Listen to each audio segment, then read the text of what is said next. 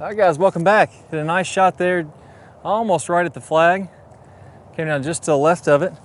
And we're gonna talk about swing speed and grip pressure in this video. So on that particular shot, which was almost dead straight, an 8 iron. No, it's a 7 iron, I just have it marked wrong on here. We got 100 miles an hour of club head speed, so 100.9 miles an hour club head speed. So how is it possible, if we're thinking about grip pressure, how is it possible to generate that much club head speed and not feel like we're really tight? I mean, shouldn't the club just fly right out of my hands if I'm putting 100 miles an hour of swing speed into there? When should we feel like we're loose? When should we feel like we're tight in the swing? So let's go back over this again, and I'm gonna go into really good detail throughout the entire swing when this should be happening, what you're gonna feel with your grip pressure throughout from start to finish. So at the start, what I like to recommend is keep really light grip pressure. I wanna have my hands on the club as lightly as possible. And the reason for this is I want to be able to feel this club face. It's going to be very, very important on how accurate I can be. I want to have this nice and soft where I can feel the face. Now, if I take a really strong grip, I mean, I'm squeezing the life out of the club. I really want to guide this thing and get it to where I want to go. I can't really feel the face as well. Same thing as if I'm warming up and I grab, let's say 2 or 3 clubs. This is really, really heavy and I'm doing these practice swings like this. When I go back to one club again, I'm gonna have a tough time having the feel for the club head. It's gonna feel like it's so light that I can't really tell if I'm open or closed. So if you're gonna warm up, if you're gonna set up properly, I recommend keeping the hands really nice and light. So if you do swing 2 or 3 clubs to get warmed up, make sure you make a few swings just with the grip into the club, and make sure that's gonna go so light on this end that now when you flip it back over, you can really feel this club head. So that's crucial. If we're gonna play good golf, we have to be able to feel the face. We have to be able to get this face to do exactly what we want it to do. So at address, out of a 1 out of 10 grip pressure scale, 10 being as tight as I could grip it, 1 being as loosely as I could grip it, almost gonna fall out of my hands, I'm probably about a 2, maybe a 3 at the most. So I'm really light. Now, as soon as I start to move this club from a science standpoint, I am putting more pressure into this grip. The only thing that makes this club head move at all is the pressure that I'm putting in at the handle. So from there back, my grip pressure is going to gradually increase. So as I get to the top of the swing and I'm stopping the club, I'm almost start changing direction, it's gonna gradually increase a little bit.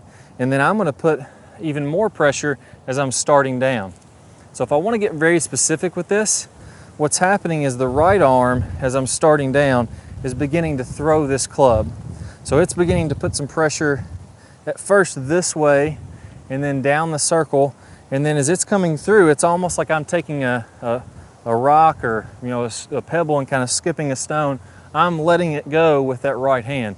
As I come through impact, my right hand is going to let go. You'll see players like Fred Couples, you see Phil Mickelson. Some of these guys will actually let go of the club with the right hand. Vijay Singh comes to mind too. So when we're talking about right hand grip pressure, starting very light, a 2 or a 3, it's going up to, maybe a 3 or 4 at the top. As I start down, it's gonna gradually start to spike out to, 5, 6, 7. As I'm really releasing that and letting it go right around in here, I'm almost up to an 8 or a 9 grip pressure with my right hand. And then right at impact, it's all going down to 0. And as I finish all the way at the finish of my swing, it's back to a 1 or 2 again. So if we're just talking right hand, we're starting at a 2, we're gradually increasing throughout the swing. It's gonna max out right around here, about an 8 or a 9, and then it's going down very, very light again. So the entire downswing is a 1/4 of a second.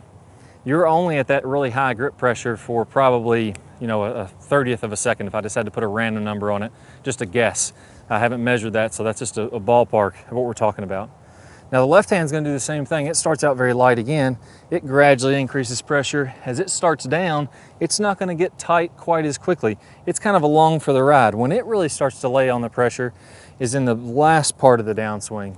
It's longer on the club, it's higher on the club shaft, which means it's got a bigger arm or a bigger lever. It's got a longer amount of club to work with. So we can really use this to use acceleration late in the swing. And what more specifically is going to happen is as I'm coming into the downswing, I've got a lot of lag. I'm going to push down and out with my left foot into the ground. That's going to clear my hip, my left hip out of the way.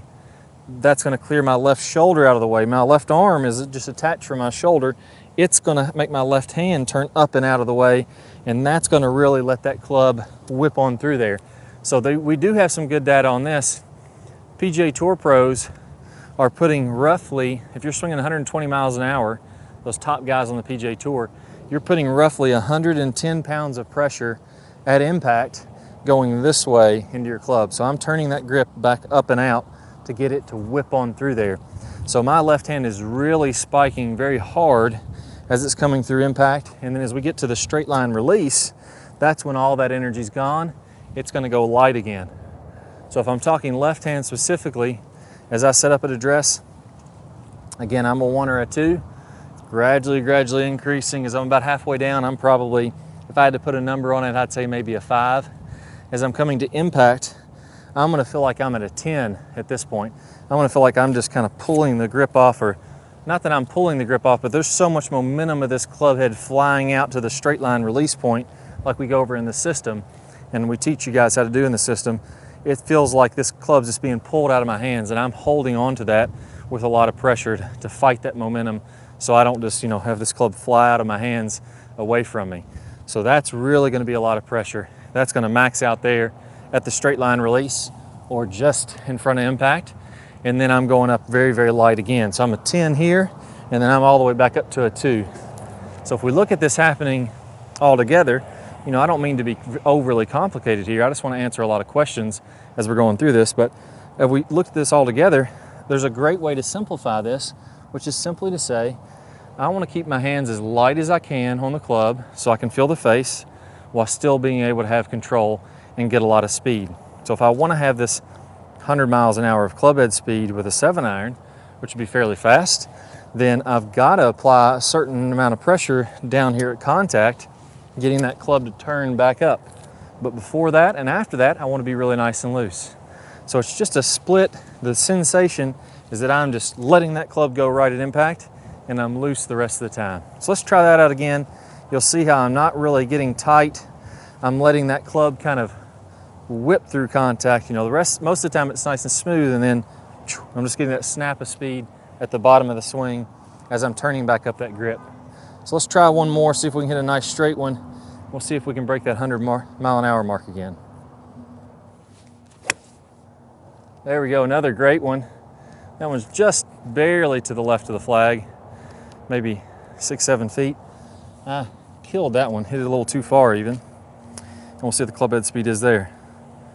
So on that one, 97.8, not too bad, 178 yards with a 7-iron, so I'll take that all day. Best of luck to you guys. Hope that answered a lot of your questions on grip pressure. I'll see y'all soon. All right guys, I hope y'all really enjoyed this video. If you did, I got an even better bonus for you. If we want to get distance in the golf swing, we've got to get a lot of lag, and then we've got to let that lag go. Well, I've got my #1 lag video. I'm going to play a preview of that here in a second. If you're on a desktop device, go ahead and click the link that pops up on your screen. If you're on a phone or a tablet, click the iCard that's somewhere on your screen right now. That's going to take you to where you can get instant access to that full video. Plus, you're going to get 5 videos from our Top Speed Golf system. Never going to cost you a dime. If you have any questions, put them in the comments below. Click that thumbs up button. That really helps us out. And also remember to subscribe. That way you'll see our newest videos. See you guys in the lag video. Hi guys, and welcome back. I'm Ballard, and in today's video we're going to talk about one of the absolute worst drills for creating lag. It's a very common drill that I see. And in this drill, what we're going to do is we're going to set the wrist very early to create an angle of lag, and then we're going to try to hold this throughout the swing. It's one of the worst things that you can do to build lag. I'm going to talk about the science behind why this is the case, and I'm also going to give you a great drill to help you improve your lag, all in this video. Let's go ahead and get started. If I do it this way versus holding that position, exact same thing happens when we're building lag in the golf swing. So what we want to do is throughout the swing, I want to have a very low and wide takeaway. So I'm not going to set my wrist early at all. If you look at a lot of the top players, you look at Adam Scott, very wide takeaway, not very much wrist set at all. You look at Rory McIlroy, look at Tiger Woods. All these players are using a wide takeaway and not getting very much wrist set, so that later in the swing, as we start down, we can increase this wrist set, and we're really only going to max out this angle of lag for a split second in the downswing. Okay, so a 3-step drill here. Now, as we get started with this, I want to remind you that the fulcrum in this golf club for getting a massive amount of lag is right at the end of the golf club. This is where I want my hinge point to be.